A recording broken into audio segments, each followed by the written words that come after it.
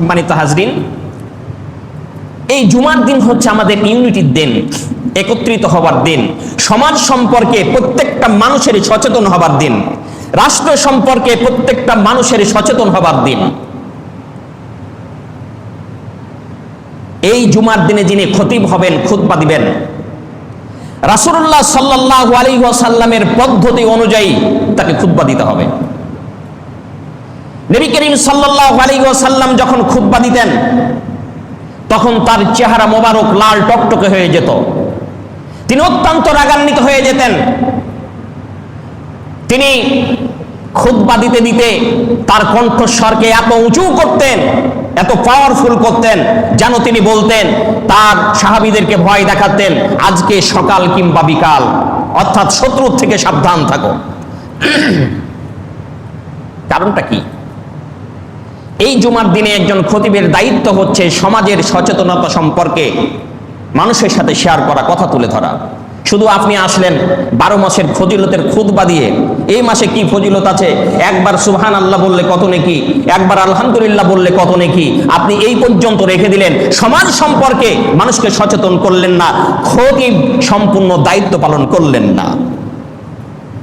তার কারণ খতিবও জানে যে যদি সমাজ সম্পর্কে সঠিক কথা বলতে যাওয়া যায়, যেহেতু সেক্রেটারি হচ্ছেন সুদখোর কিংবা সভাপতি হচ্ছেন মদখোর,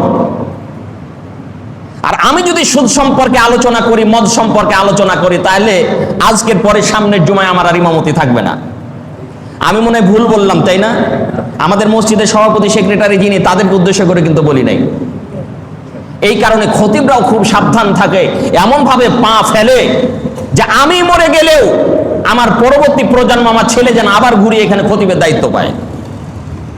আর যেই ব্যক্তি হক কথা বলেন, তার এক জুমা থেকে আর এক জুমা তার জন্য কঠিন হয়ে যায়। সে কালমা পড়তে থাকে যে সামনের জুমায় সম্ভবত আমার আর এই জায়গাতে নামাজ পড়ার ক্ষমতা থাকবে না।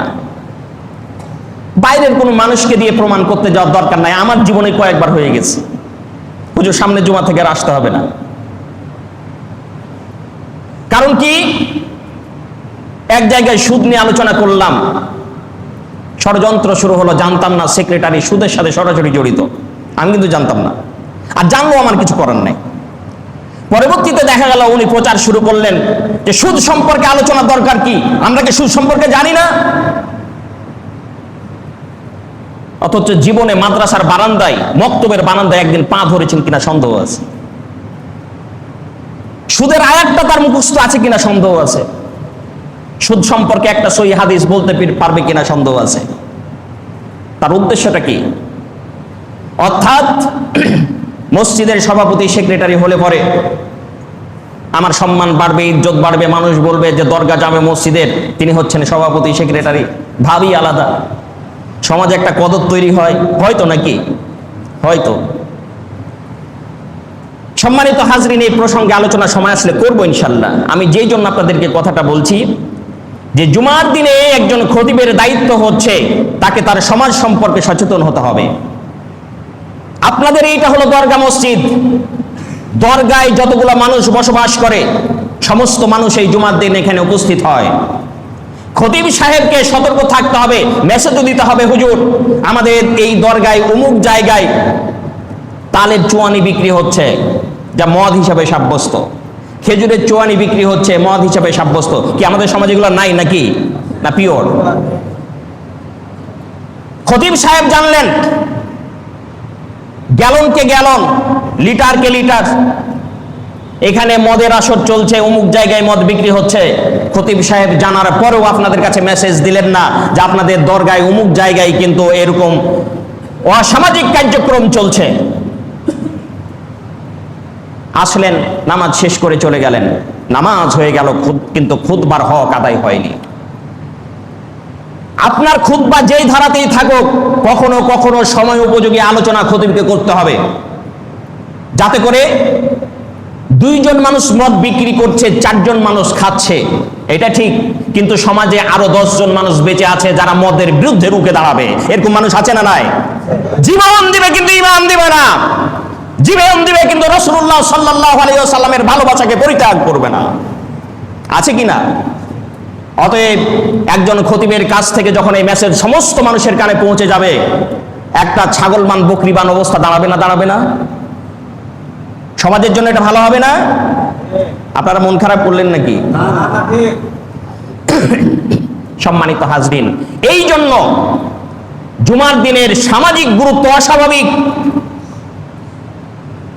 এবং রাজনৈতিক গুরুত্ব অস্বাভাবিক।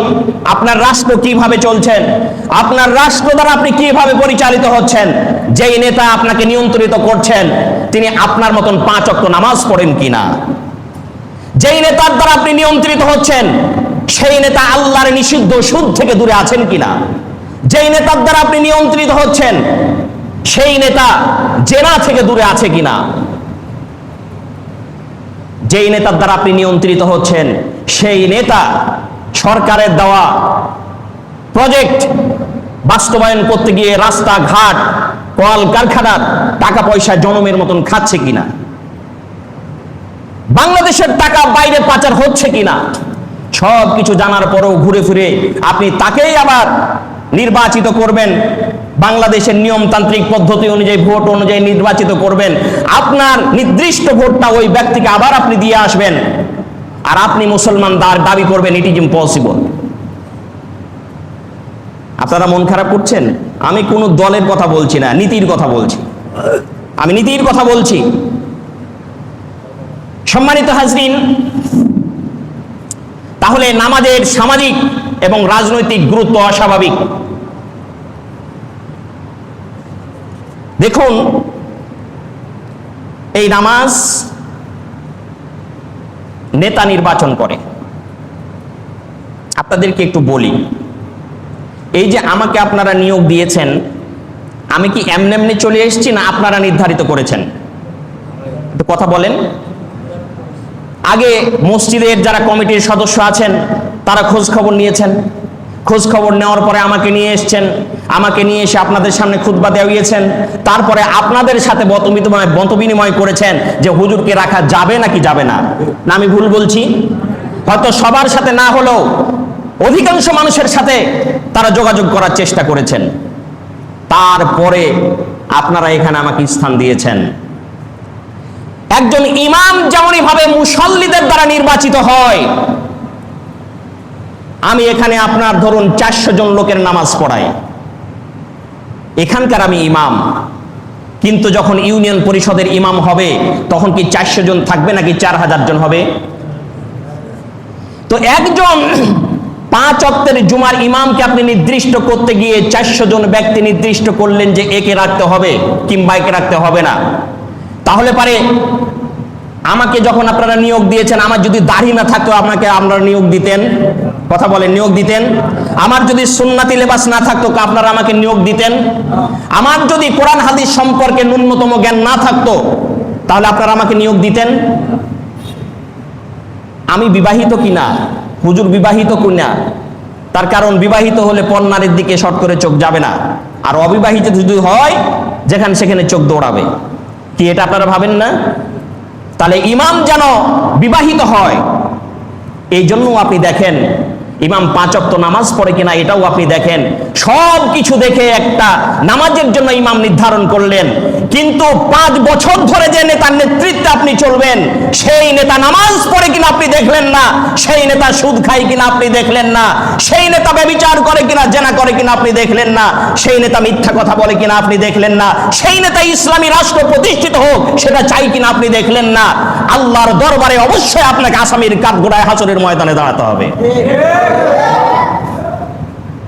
সম্মানিত হাজরিন, আল্লাহ পাক বলেন, আল্লাযীনা ইম্মাক্কান্নাহুম ফিল আরদি আকামুস সালাতা ওয়া আতাউজ যাকাতা ওয়া আমারু বিল মারুফি ওয়া নাহাউ আনিল মুনকার। যখন আমি রাষ্ট্রের মধ্যে ইসলামী সরকারকে এনে দিব। মুসলমানরা যখন রাষ্ট্র ক্ষমতায় চলে আসবে, তখন ওই রাষ্ট্রপ্রধানের প্রথম দায়িত্ব হচ্ছে সারা দেশব্যাপী নামাজকে প্রতিষ্ঠিত করে দেওয়া। আমাদের দেশ কি খ্রিস্টান দেশ? আমাদের দেশ কি হিন্দু দেশ? আমাদের দেশ কি বৌদ্ধ দেশ? আছে তাদের অবস্থান, কিন্তু খুবই ন্যূনতম। কিন্তু সর্বোপরি এই পৃথিবীর তৃতীয় বৃহত্তম মুসলিম দেশ হচ্ছে বাংলাদেশ। আপনারা বলুন তো, 1947 সালে ভারত থেকে পূর্ব পাকিস্তান পশ্চিম পাকিস্তান আলাদা হয়ে গেল। তারপরে লিয়াকত আলী সাহেব আসলেন, ইয়াহিয়া সাহেব আসলেন, আইয়ুব খানের শাসন দেখলেন। 71 সালের পরে শেখ মুজিব সাহেব আসলেন, এরশাদ সাহেব আসলেন, খালেদা জিয়া আসলেন, আবার শেখ হাসিনা আসলেন। এরা কি হিন্দু ছিল, বৌদ্ধ ছিল, খ্রিস্টান ছিল না মুসলমান ছিল? আমি কাউকে টার্গেট করে বলছি না, আমি নীতির কথা বলছি যে ওনারা ক্ষমতায় আসার পরেই আল্লাহ পাকের এই কোরআনুল কারীমের আয়াতের প্রথম অংশ আকামুস সালাহ, নামাজ প্রতিষ্ঠিত করে দাও, এই দায়িত্ব কি তারা কেউ পালন করেছে? আপনারাই জবাব দিয়েছেন। তাহলে পারে সত্যিকার অর্থে সে মুসলমান হতে পারে নাই। আমরা মুখে বলছি মুসলমান, কিন্তু কর্মে দেখাচ্ছি প্রেম প্রীতিতে ভারতীয় ভক্ত। সম্মানিত হাজরিন, এই কারণে মুসলমান রাষ্ট্রপতি যখন ক্ষমতায় আসবে, সর্বপ্রথম দায়িত্ব হচ্ছে নামাজকে প্রতিষ্ঠিত করে দিবে। কোথায় নামাজ হবে? যেই দেশ একটা সচিবালয় দ্বারা পরিচালিত হয়, আমি কয়েকবার সচিবালয়ে ঢুকেছি, সেখানে একটা মশা মাছি ঢুকবারও কোনো স্কোপ নাই, বিশেষ ক্যাটাগরি ছাড়া, এমপি মন্ত্রীদের সুপারিশ ছাড়া সেই জায়গায় ঢুকবার ক্ষমতা হয় না। এই সচিবালয়ের মধ্যে দেখলাম কত ডিপার্টমেন্ট, কত বিভাগ, সবগুলি দ্বারা, কোনটা হচ্ছে মৎস্য বিভাগ, কোনটা হচ্ছে শিক্ষা বিভাগ, কোনটা হচ্ছে পানি সম্পদ মন্ত্রণালয়, এমনইভাবে বিভিন্ন মন্ত্রণালয় আছে, যে মন্ত্রণালয় আপন আপন মন্ত্রণালয় থেকে বাংলাদেশের আইনকে তারা পরিচালিত করে। আমি তো দেখলাম না নামাজের সময় হলো, আমি তো দেখলাম না যে সচিবালয়ে নামাজ হওয়ার সাথে সাথে সমস্ত রুমগুলা বন্ধ হয়ে গেল, অফিসগুলা বন্ধ হয়ে গেল। তারপরে নামাজের সময় যিনি সচিব তিনি নামাজের ইমামতি করলেন, আমি তো দেখলাম না। তার মানে এখন পর্যন্ত রাষ্ট্রে ইসলাম পুনঃপ্রতিষ্ঠিত হয়নি। আমার বাবাজিরা, মুসলমান সরকারের কাজ হবে ক্ষমতায় আসার পরই প্রথম কাজ হবে, যেহেতু জমিন হচ্ছে আল্লাহর, আলাহুল খলক ওয়াল আমর, আল্লাহর জমিন হচ্ছে আল্লাহর, সৃষ্টি হচ্ছে আল্লাহর, সৃষ্টি যার আইন চলবে তার। অতএব একজন মুসলিম সরকার ক্ষমতায় যখন আসলো, আল্লাহর শুকরিয়া আদায় হিসাবে সর্বপ্রথম আল্লাহকে সন্তুষ্ট করবার জন্য ইবাদতের মগজ, ইবাদতের মাথা নামাজটাকে দেশব্যাপী প্রতিষ্ঠিত করে দাও।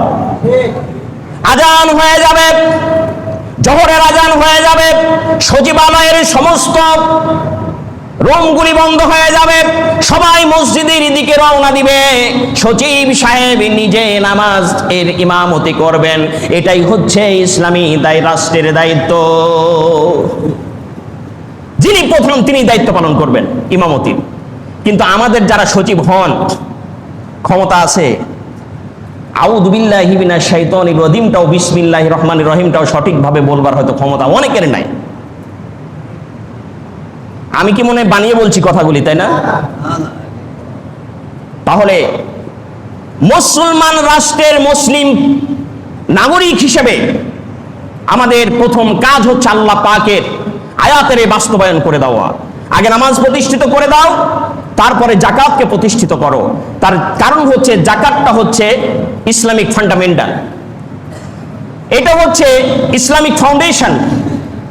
একটা মানুষ ধর্মীয় আচার আচরণ পালন করতে গেলেও পয়সা ছাড়া পথ চলা সম্ভব না। এই যে আপনাদের মসজিদ পরিচালিত হচ্ছে, এখানে পয়সা খরচ হচ্ছে না? এই যে ফ্যান ঘুরছে, এতে বিল আসছে না?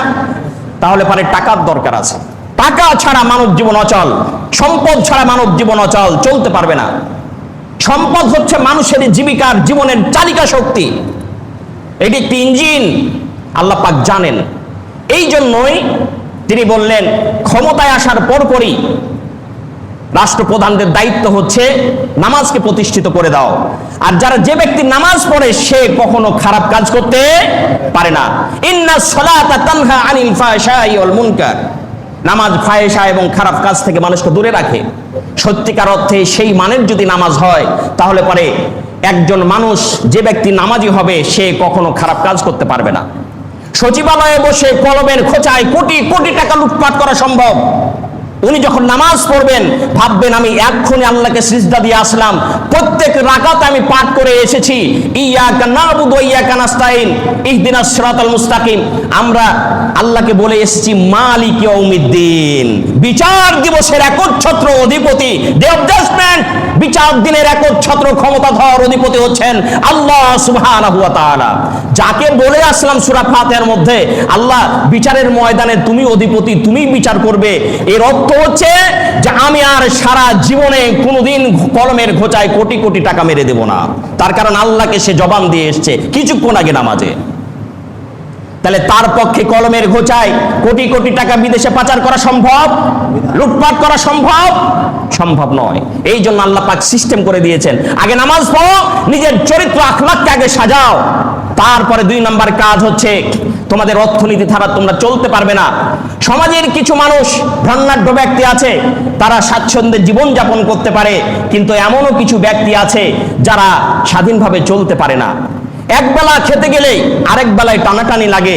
এমন ধরনের সমাজে গরিব দুস্থ লোকদের জন্য আল্লাহ পাক যাকাতের ব্যবস্থা করে দিয়েছেন, যে তোমরা যেমনই ভাবে সুখে থাকবে, তোমাদেরকে আমি অর্থ সম্পত্তি দিয়েছি। এর অর্থ এই নয় যে তোমাদেরকে আমি বেশি ভালোবাসি, এর অর্থ হচ্ছে যে আমার দেওয়া বিধান, আমার দেওয়া অর্থ তুমি সঠিকভাবে ইউটিলাইজ করছো কিনা, এটাই দেখার বিষয়।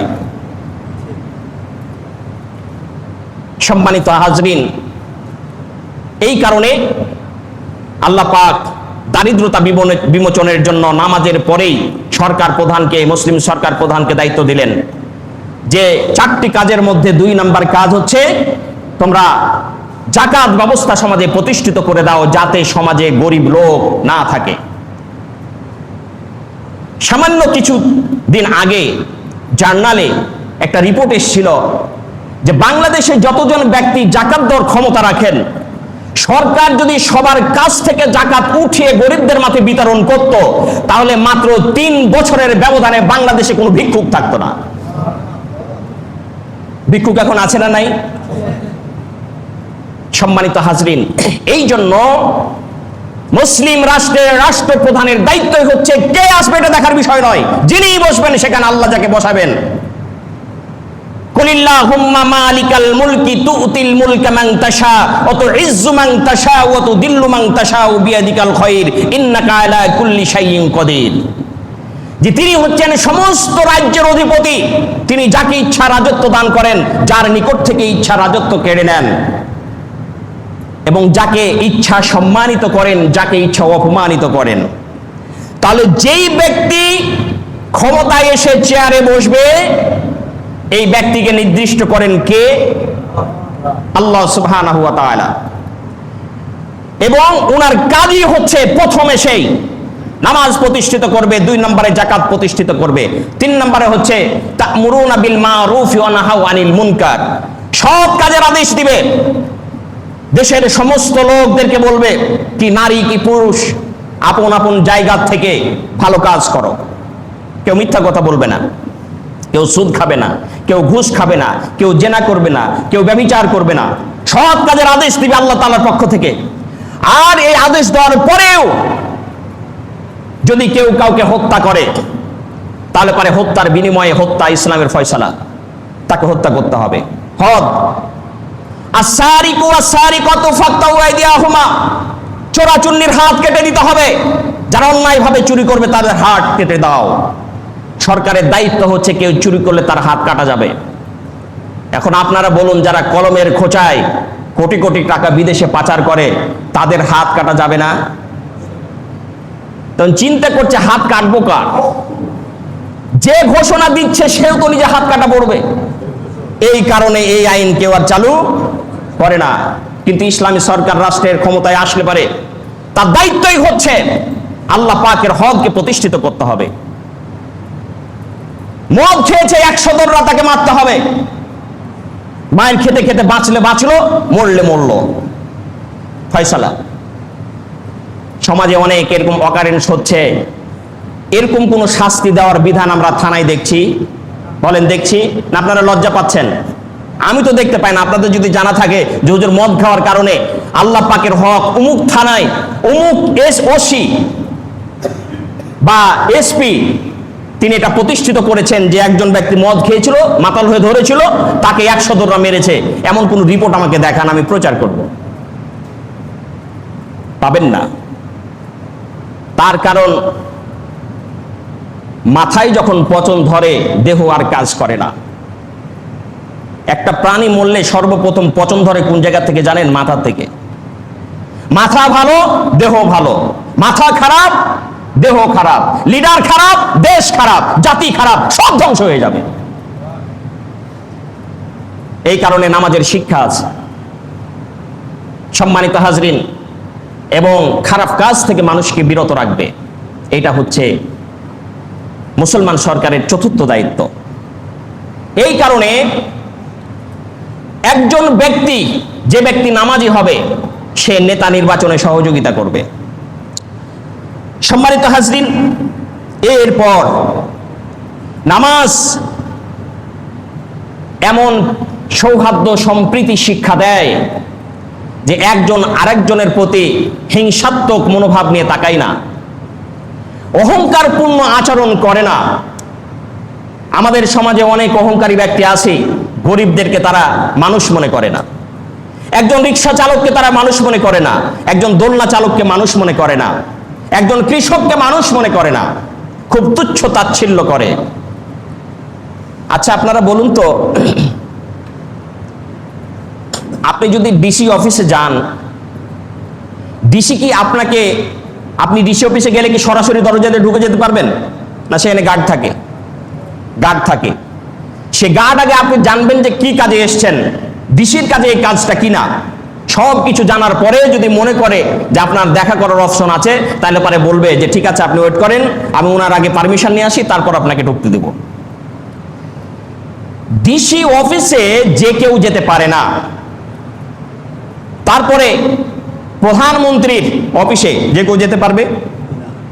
এমন কিছু কিছু জায়গা আছে রেস্ট্রিকশন পূর্ণ, যেখানে সবাই ঢুকতে পারে না। বিশ্বস্ত হওয়া লাগবে এবং যৌক্তিক কারণ থাকতে হবে যাওয়ার জন্য। তাছাড়া মানুষের যে রাষ্ট্রনীতি, সেখানে কেউ ঢুকতে পারে না। আপনারা বলুন তো, এই মসজিদটা কার ঘর? আল্লাহর ঘর। তাহলে একজন ডিসির ঘর যেটা, সেই ঘরে সব মানুষ ঢুকতে পারলো না। একজন প্রধানমন্ত্রীর ঘরে সব মানুষ ঢুকতে পারলো না। সচিবদের সচিবালয়ের ঘরে সাধারণ কোনো মানুষ ঢুকতে পারলো না।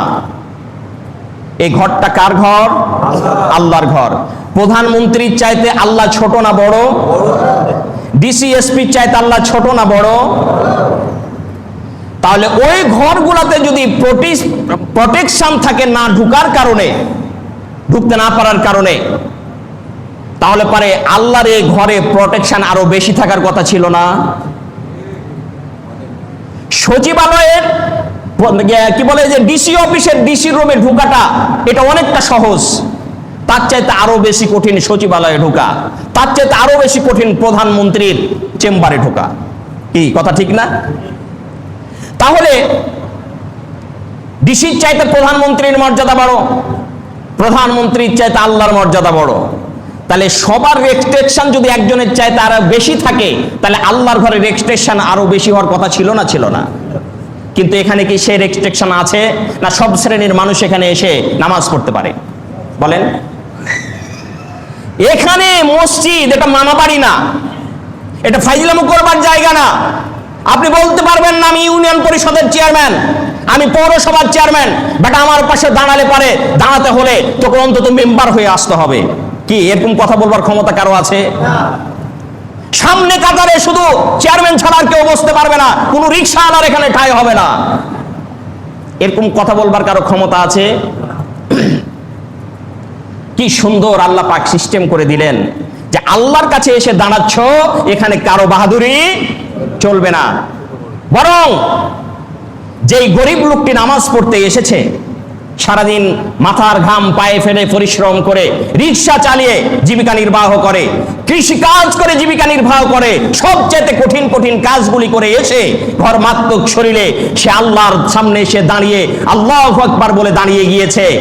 এমনও হতে পারে যে যেই চেয়ারম্যান তুমি এসে দাঁড়িয়েছো, হয়তোবা মানুষকে দেখানোর জন্য এসেছো যে আজকে শুক্রবারের দিন যদি নামাজ পড়তে না যায় তাহলে তো সামনে ভোটের সময় আছে আর সবাই মুসলমান।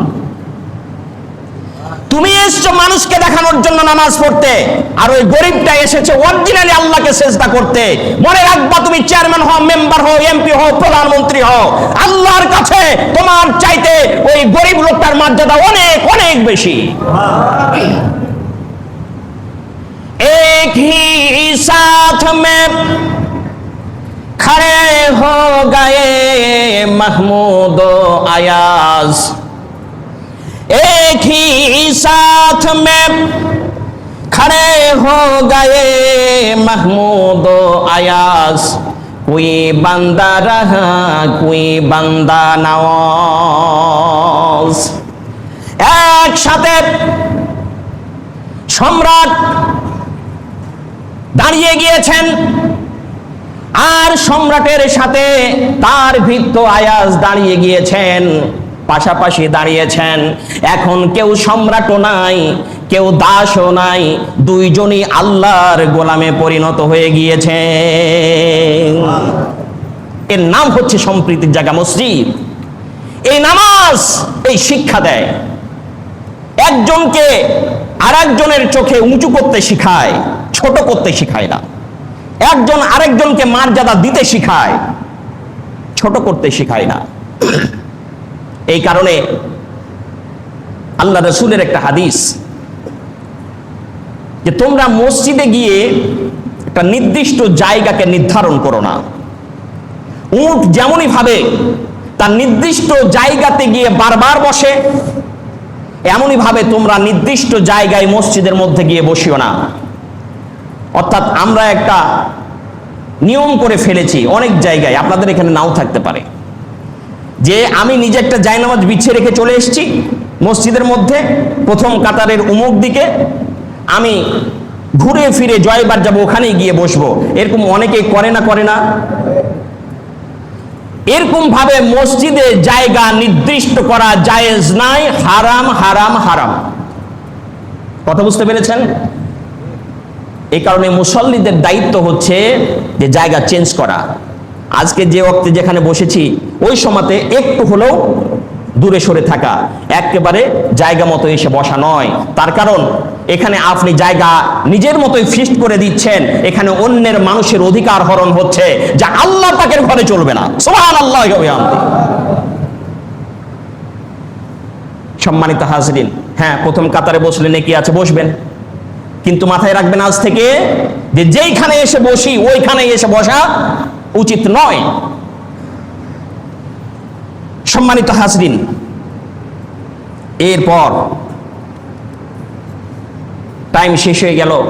এরপরে আপনাদেরকে বলি যে এটা নিয়মানুবর্তিতা সময় সম্পর্কে সচেতন করে তোলে। নামাজ কিভাবে সময় সম্পর্কে সচেতন করে? দিনে কয়বার নামাজ ফরজ? 5 ওয়াক্ত। এই যে যখন আজান হচ্ছে নির্দিষ্ট টাইমে আল্লাহর গোলামেরা মসজিদে এসে হাজির হয়ে যায়। সুবহানাল্লাহ। টাইম সম্পর্কে সচেতন করে মানুষকে। তুমি ইচ্ছে করলেই আসরের নামাজ মাগরিবে গিয়ে পড়তে পারবে না। ইচ্ছা করে যদি পড়েছ তুমি এটাকে কাজা করলে, আর কাজা করা হচ্ছে কাবিরা গুনাহ। 1 ওয়াক্ত নামাজ যদি কেউ ইচ্ছাকৃতভাবে কাজা করে তাহলে পারে তাকে 80 হোক বা জাহান্নামে জ্বলতে হবে, যেটার পৃথিবীর সময় অনুযায়ী সময় হচ্ছে 2,88,00,000 বছর। ইচ্ছে করলে আপনি এক ওয়াক্তের নামাজ আর এক ওয়াক্তে পড়তে পারবেন না। সময় মতো আপনাকে নামাজ পড়তে হবে। এই সময় সম্পর্কে মানুষকে সচেতন করে। কিন্তু আমরা সময় নামাজের ব্যাপারে যতটা সচেতন হই, সময় সম্পর্কে, ওয়াক্ত সম্পর্কে, মুয়াজ্জিনের একটু আজান দিতে দেরি হলে তো তার খবরই আছে, সামনের ওয়াক্তে তার আর ইমামতি নাই, খুব শক্ত আমরা এই ব্যাপারে। কিন্তু অন্যান্য কাজগুলিতে আমাকে অফিস টাইমে 9টায় হাজির হতে হবে, আমি ঠিক মতো 9টায় হাজির হই না। আপনি মনে করেছেন আপনি পাক্কা মুমিন? নো। আপনার অফিস টাইম যখন শেষ, সেই শেষ সময় আপনাকে অফিস থেকে বের হতে হবে। এটাই হচ্ছে টাইমের মূল্য দেওয়া। আপনি সেখান থেকে বেতন ভাতা খাচ্ছেন, একটা নির্দিষ্ট সময় সরকারকে বেঁধে দিয়েছেন, সেই সময় যদি সেখানে আপনি ইউটিলাইজ না করেন, সেখানে যদি ব্যবহার না করেন, আল্লাহর দরবার আপনাকে জবাব দিতে হবে।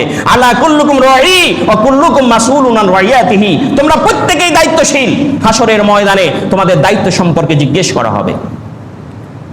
সম্মানিত হাজরিন, লাস্ট একটা উপমা আপনাদেরকে দেই, আমরা সময় সম্পর্কে এত সচেতন, তো মানুষের মধ্যে প্রচন্ড উৎফুল্লতা কাজ করছে যে আজকে সময় মতো ট্রেন চলে এসছে। খুবই মজার কথা, ভালো কথা। স্টেশন মাস্টার তাদের এই খুশি দেখে বলছে, ভাই আপনারা এত খুশি কেন?